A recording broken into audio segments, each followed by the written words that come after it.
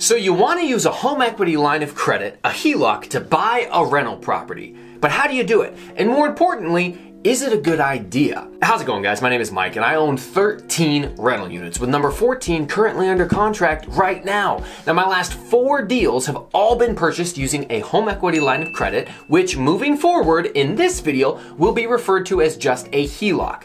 Now, I've also purchased using conventional financing, conventional owner-occupied financing, and seller financing, sometimes referred to as creative financing. Now, in this video, I'm gonna break down purchasing a rental property with a HELOC from A to Z, and also talk about some of the considerations you should have when using the HELOC so you don't put yourself in a really bad financial position. Now, using a HELOC to purchase a rental property is a more advanced strategy. There are additional layers of complexity, and you need to make sure that you have contingencies for all of the possible outcomes. Now, if you're looking for a video on how to obtain a HELOC on a current property you already have, check this video out right here. I go into much more detail about qualifying for and securing the line of credit. All right, so let's say that you already have a HELOC. It's sitting there, it's unused, it's untapped, and you want to put that money to work. Well, congratulations for resisting the urge to buy a boat or wasting it on something that won't make you money. You've already passed test number 1. Now you want to buy a rental property. So what are some strategies that you could use to make that happen? Now, odds are when you took your HELOC out, you were given some terms. You may have a fixed interest rate for a set amount of time, like a couple of years, or maybe it was a variable interest rate from day 1. You may only have access to withdraw the funds for up to 10 years. You can wait all the way until year 9, day 364 to withdraw, but you have to withdraw in that 10-year period. After the drawdown period ends, whatever the remaining balance is you have on your HELOC, that's going to be amortized over the remaining life of the loan. Now, in my case with my HELOC, after the initial 10 years is over, the payments back to the bank are amortized over the remaining 20 years. So make sure you familiarize yourself with your HELOC's specific terms and conditions. Now, the variable interest rate remains variable during the entirety of the life of the loan. It will never become fixed. That means my payment is subject to change depending on the market. Now, because of this variable rate and the potential for changing payments, I highly recommend that if you use variable rate debt, you have an exit strategy that ends with you getting out of that adjustable rate loan. They can benefit you in the short term, but bite you in the long term. If you had used a HELOC in 2021 and had a 3.5% interest rate, but now as you're making payments in 2023 with a 6 or 7% interest rate, the actual dollar amount that you're paying back could have nearly doubled depending on your situation.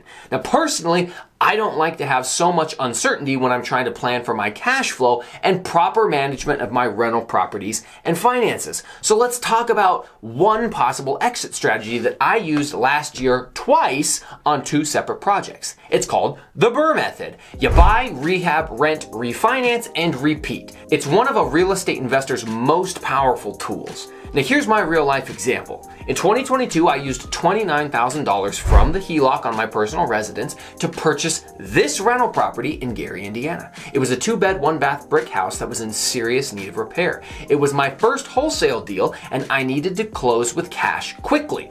Now, after closing on the property, I put another $26,000 worth of money into the house for repairs. I fixed the interior, the exterior, the flooring, the bathroom, the kitchen, landscaping, and after I completed the repairs, I was all in around $55,000. All of that taken from my HELOC. Now, the house appraised for $134,000, meaning that I would be able to successfully complete the BRRRR strategy after adding $79,000 in equity. Now, I put a tenant in the property and waited the 6 months from the day of purchase until a traditional loan would be authorized. Now, this 6-month waiting period is called a seasoning period, and it's standard with qualifying mortgage lenders or traditional mortgage lenders. And yes, even though recent articles have said that the seasoning period has gone from 6 months to 12 months, that's only for houses you used a loan to buy the house on, not a HELOC. If you paid cash, which is what a transaction looks like when you use a HELOC, you can complete the cash out refi within 6 months as of the making of this video in April of 2023. So I completed the cash out refinance, pulling out $68,000, which paid me back all of my original $55,000 I'd put in, plus an extra $13,000, all of it tax-free. Now, I call this the poster child for the BRRRR strategy because it was perfect from start to finish. Now, the main reason that I wanted to exit the HELOC into a traditional loan via the BRRRR strategy was because the traditional loan had fixed interest rate and therefore a fixed payment that was not subject to change. Now, this would allow me to plan for a more stable cash flow number in the future going forward. Now, the second reason that I wanted to complete the BRRRR strategy was so that I could use the $68,000 I got back to pay down the $55,000 that was drawn against the HELOC. This would allow me to repeat the strategy using the same HELOC again. Now, when you get to this level of real estate investing, something really cool happens. There's a mental switch in your brain. You begin to realize that money isn't real. It's just a tool, that the HELOC is just a tool. Now, I have a monthly payment on the HELOC, and if I compare it to my construction background, it's no different than having a monthly payment on a forklift that you might need for your business. I make monthly payments to have access to the HELOC or that money. The good news is that if you currently have nothing drawn out against your HELOC, your monthly payment is zero. You only pay when you pull the money out. Now, here's the bad news. My good friend, the lumberjack landlord, who has 140 plus rental units and has been investing since before the Great Recession, says that unfortunately, when credit gets tightened and when banks start becoming more protective, one of the first things that they do is cancel HELOCs. Now, they are considered non-performing loans. Well, that is unless you've drawn the money out and you're actually making payments. It's very costly for a bank to give you a line of credit and not have you use that line of credit. The bank still has to keep the money allocated to the loan, but if you aren't borrowing that money, they would rather just close that account and lend the money that was previously marked for your HELOC to a more profitable loan program for them. Something like a regular mortgage or maybe a business loan. This means that right now, as banks are collapsing, credit is tightening, and lending is getting tougher, you might not be able to get a HELOC, or it could be for a reduced amount. Or the worst case scenario, your existing HELOC could be closed without any notice to you. Now, this is exactly what happened to my buddy the lumberjack back during the 2008 financial crisis.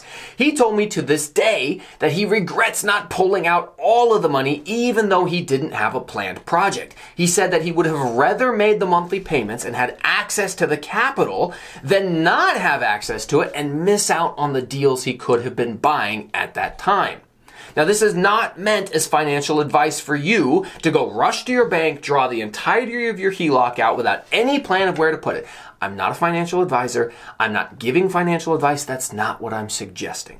I'm simply giving you a history lesson of what has happened in the past and what could possibly happen again in the future. So do your own research, look over your contract and paperwork for your HELOC, and then consult with somebody who's way smarter than me before you make any financial decisions. All right? Okay, so far we've discussed one exit strategy out of the HELOC to make sure that you aren't going to be subject to the variable interest rates, and that was the BRRRR strategy. But let's talk about a couple of more.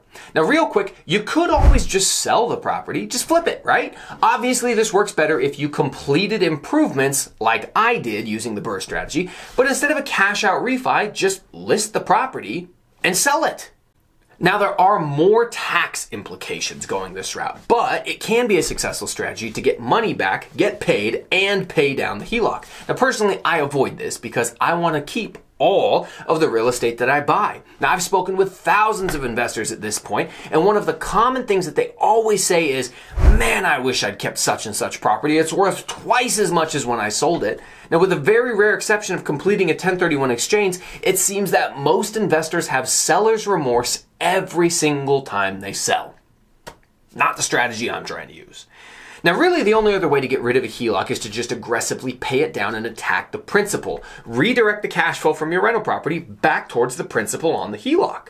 In my opinion, the best method is to use the BRRRR strategy to convert that variable rate debt back to a fixed rate option. But what if rates are garbage like they are right now? What if values and appraisals are down like they are right now? Your HELOC might give you the option, as mine does, of making interest-only payments on the loan. Now, I can make those interest-only payments for up to 10 years. Now, that means that I have 10 years of interest-only to wait for a better financial environment to either sell or complete the BRRRR strategy by converting to fixed-rate debt. Now, this is extremely beneficial because interest-only payments are significantly less than principal and interest payments. This allows you to cash flow temporarily while you wait for the right cash out refinance or selling environment to materialize. Again, this is a much more advanced real estate investing strategy than simply just buy and hold using a conventional 20% down loan where you save up the down payment and buy the property. So only do this if you are very confident in your skill set. I strongly recommend that you not start investing this way until you have the systems and processes in place to make sure that your repairs, your management of an asset can be done in a timely and efficient manner. Now, one final note about ways that you could use your HELOC to buy real estate. I confirmed this morning with my lender that they still approve of this method, but maybe yours doesn't, so make sure you talk with your lender. You can use your HELOC as the 20% down payment for a conventional loan. So for instance, my average down payment and closing cost on a rental property is approximately $15,000. So I could potentially buy 8 rental properties using my HELOC as the down payment on all 8 of them. Then I would just have to hope that 8 rental properties generated enough cash flow to pay down the HELOC. It's another strategy that I've considered, but so far I've just been happier doing the rinse and repeat with the BRRRR strategy plan that I outlined earlier. Guys, at the end of the day, there's a lot of different ways to get into real estate. Using a home equity line of credit can be a very powerful tool to supercharge your ability to invest and speed things up. But take it from a cop that's arrested a lot of folks for reckless driving. Speed kills. And I don't want you to put yourself in financial danger just because you're trying to go a little bit quicker. I fully support these methods and I use them myself, but just be cautious. Thanks for watching the video, guys, and if you thought that this video provided some value, it would really mean a lot to me if you left a comment down below. Let me know if you already have a HELOC or have used a HELOC to invest in real estate. Which one of the methods have you used or seem most appealing to you? Don't forget to like the video and sub to the channel. Help me knock the fake gurus and the fake influencer investors down the algorithm and maybe convince YouTube to give me a fair shot at getting my message out to more people. I would really appreciate the support.